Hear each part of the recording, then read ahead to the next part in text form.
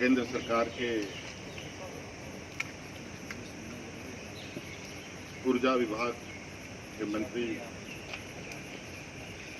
के साथ पूरे देश के राज्यों के ऊर्जा विभाग के मंत्री और मुख्यमंत्री जी के साथ वीडियो कॉन्फ्रेंसिंग में बातें हुई और इस बात ये विषय था कुछ रिफॉर्म्स करने का, कुछ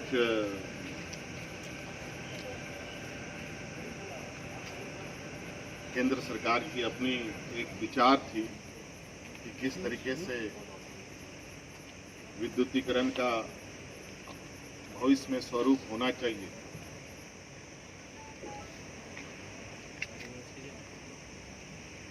विद्युतीकरण का स्वरूप तो एक पार्ट था।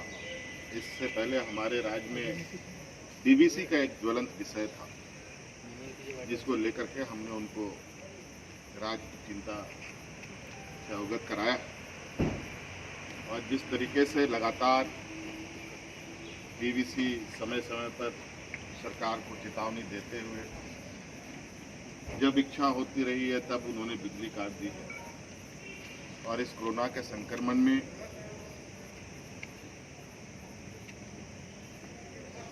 ऊर्जा मंत्री के आश्वासन के बावजूद राज्य में बिजली काटे गए डीवीसी के द्वारा। ये हमने अवगत कराया है उनको और बिल्कुल स्पष्ट है, अगर इस तरीके के व्यवहार से अगर डीवीसी भविष्य में बाज नहीं आती तो केंद्र सरकार, राज्य सरकार भी निश्चित रूप से इस विषय पर एक कड़ा निर्णय ले सकती है। और नए विद्युतीकरण की नीति को लेकर हमने स्पष्ट अपनी विरोध जता दी है। जो केंद्र सरकार नए स्वरूप बनाने का चेष्टा कर रही है,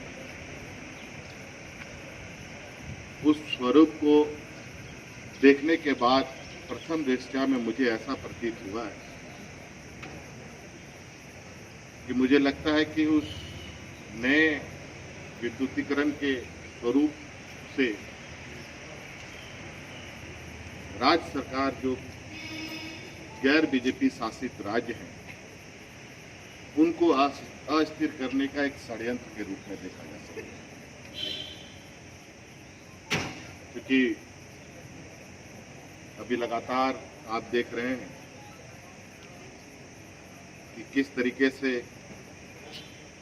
देश में नीतियां बन रही हैं, करनी और कथनी में बिल्कुल अलग अलग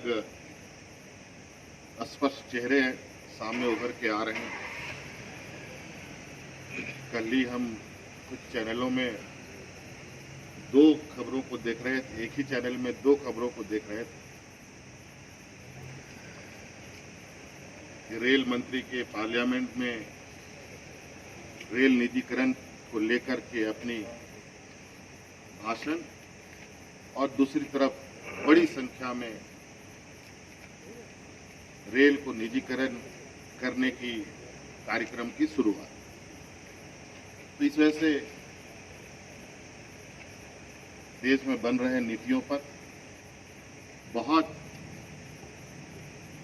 ध्यान से चिंतन के साथ देखने की आवश्यकता है। कहीं उन नियमों से देश का ये फेडरल स्ट्रक्चर ढहाने की कोई कोशिश तो नहीं हो रही, या फिर इस देश की जो फेडरल सिस्टम है उस सिस्टम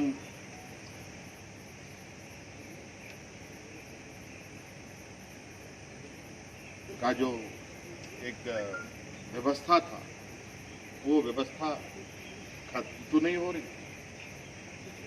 ऐसे कई चीजें। ठीक।